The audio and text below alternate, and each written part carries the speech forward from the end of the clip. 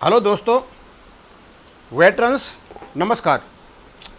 आपको पता है कि आज जो X62 का केस है उसकी सुनवाई माननीय सुप्रीम कोर्ट में हुई।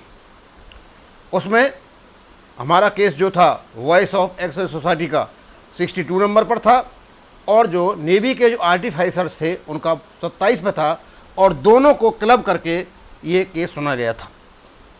जैसे ही केस की सुनवाई शुरू हुई तो जो वॉइस ऑफ एक्सेल सोसाइटी के जो वकील हैं निदेश गुप्ता जी, उन्होंने बहस शुरू की और बहुत ही अच्छे तरीके से उन्होंने अपने पॉइंट्स रखे।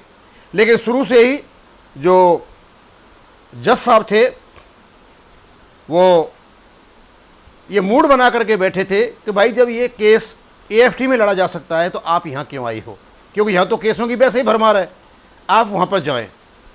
तो शुरू में ये पूछा कि पेंशन का केस तो AFT में भी लड़ा जा सकता है।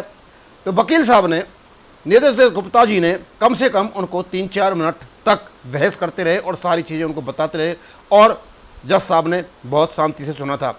लेकिन उनका डिसीजन यही था कि पहले आप AFT में जाएं और उसके बाद जो AFT वाला मैटर था लगभग ये तय हो गया था कि AFT में जाएं। हमको पता था कि AFT में यदि ये केस जाता है तो ये ऑर्गेनाइजेशन या रिप्रेजेंटेटिव कैपेसिटी में या एसोसिएशन की ओर से नहीं जाएगा और सब पर यह लागू नहीं होगा, क्योंकि वहाँ इंडिविजुअल कैपेसिटी में केस लड़े जाते हैं। एक बहुत बड़ी समस्या ये हो गई कि जो हमारे पास कम से कम 180 लोगों ने जो अप्लाई कर दिया है उनको कहाँ लगाया जाए। AFT में जाएंगे तो सबको जो AFT हैं अलॉट हैं कि जिस इलाके का आदमी रहने वाला है उसकी AFT कहाँ लगती है वही वो केस करेगा। और AFT में यदि इस प्रकार जाया जाता है तो स्वाभाविक सी बात है वहाँ खर्चा भी बहुत ज़्यादा आएगा। एक असमंजस की स्थिति पड़ी गई।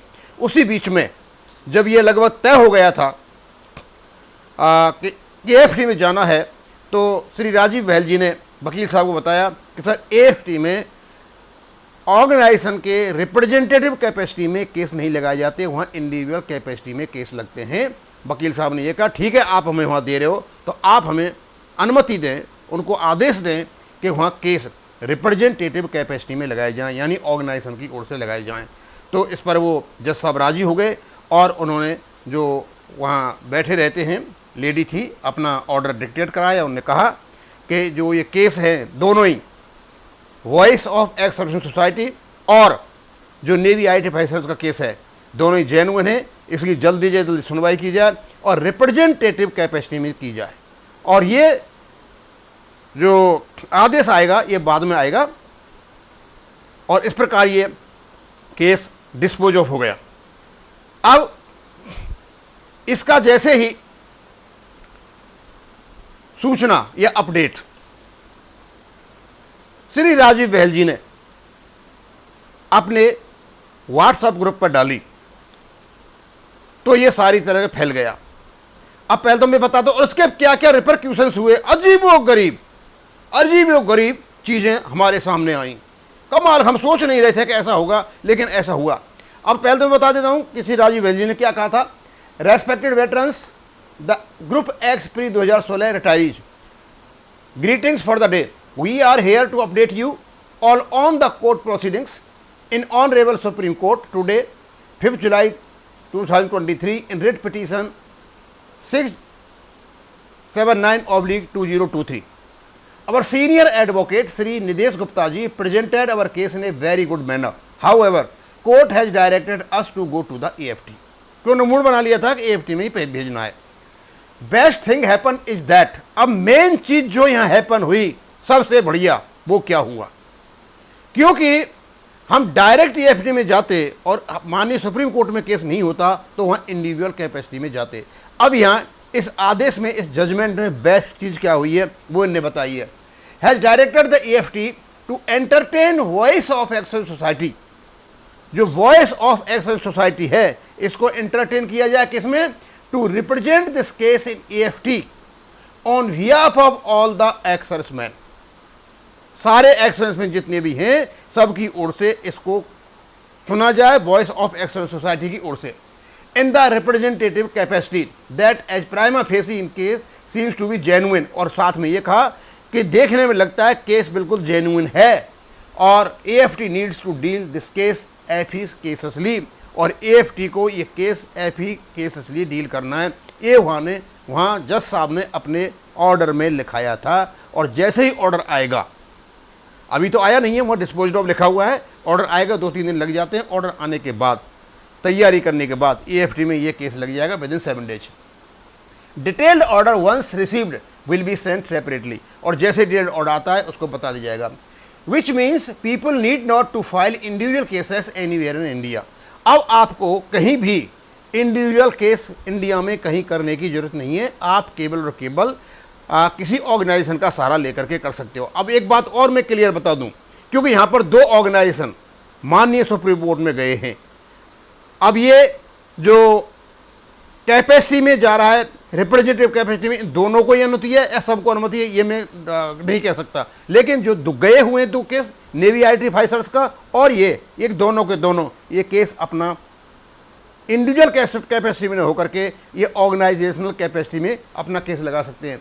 आई shall be drafting a fresh case today itself to be filed in AFTPB New Delhi and will file the same on as soon as possible basis with best regards air veteran sergeant Rajeev Bahal और head legal cell voice of excellence society.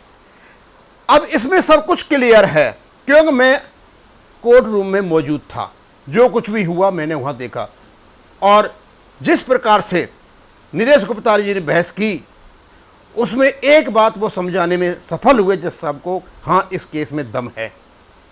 और मैं दूसरे का नहीं बताऊंगा, उसका तो यही था कि उनके साथ उनका केस लग गया था। पैसे नीरज गुप्ता जी ने पहले ये कहा था कि हो सकता है माननीय सुप्रीम कोर्ट आपको हाई कोर्ट भेज दे और हाई कोर्ट आपको AFT भेज दे, वो पहले लगा नहीं रहे थे। लेकिन ये केस जब आर्टिफ ऑफिसर्स का नेवी वालों को लग गया था, तो उन्होंने तुरंत इस केस को मेंशनिंग करा करके 5 तारीख को केस को लगवा लिया। अब क्योंकि AFT में कोई प्रॉब्लम होती है, यदि वो नहीं सुनते तो हमारे पास विकल्प है, हम वापस माननीय सुप्रीम कोर्ट में जाएं, या मान लीजिए यहाँ कोई परेशानी भी हो जाती है AFT में, फिर हमारे पास, क्योंकि ये केस ट्रांसफ़र हुआ है, इसके आदेश मिले हैं माननीय सुप्रीम कोर्ट से।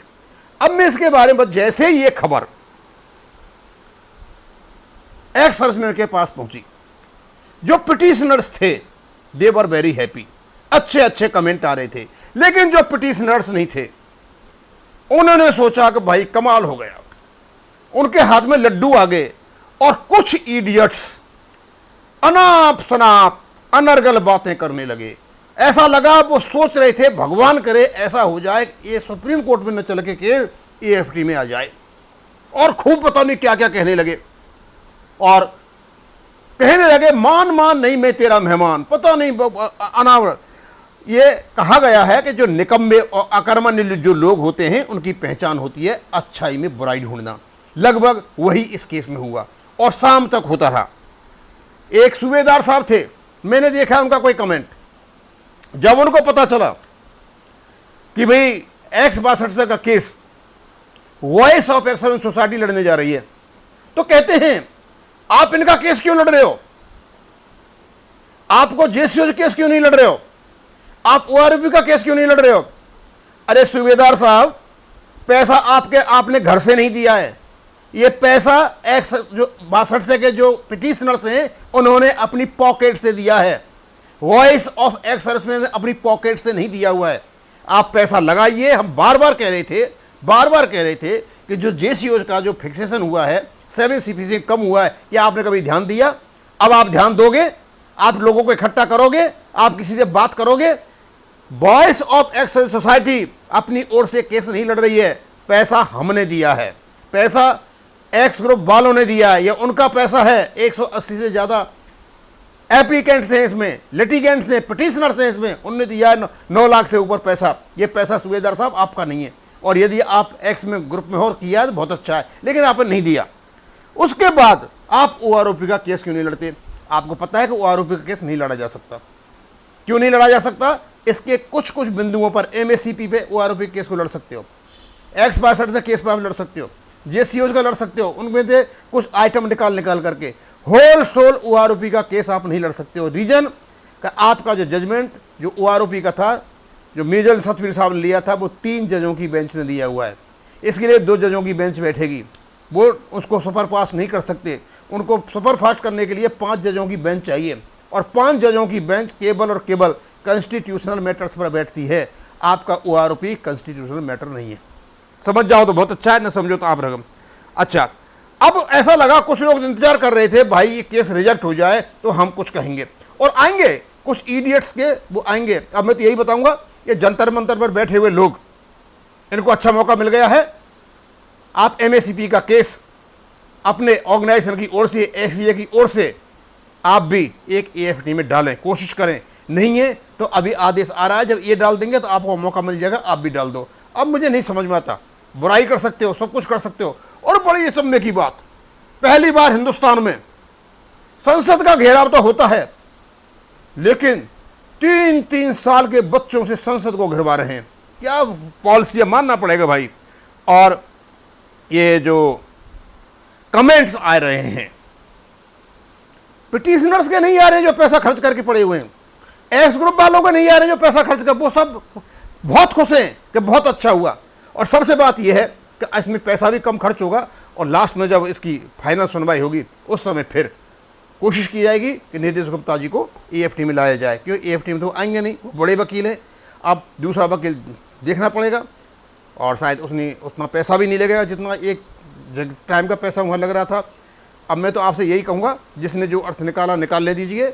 आपके लिए बहुत अच्छा हो गया कि AFT में भी केस अब ऑर्गेनाइजेशन की ओर से भी लड़े जा सकते हैं, कलेक्टिवली, इंडिविजुअली जाने की जरूरत नहीं है। तो शायद ये हो सकता है ये दरवाज़ा सबके लिए खुल जाए, और यदि AFT कहता है कि नहीं हम नहीं लड़ सकते, तो हमारे पास तो रास्ता खुला हुआ है, तो मैं पुनः माननीय सुप्रीम कोर्ट में चले जाएंगे।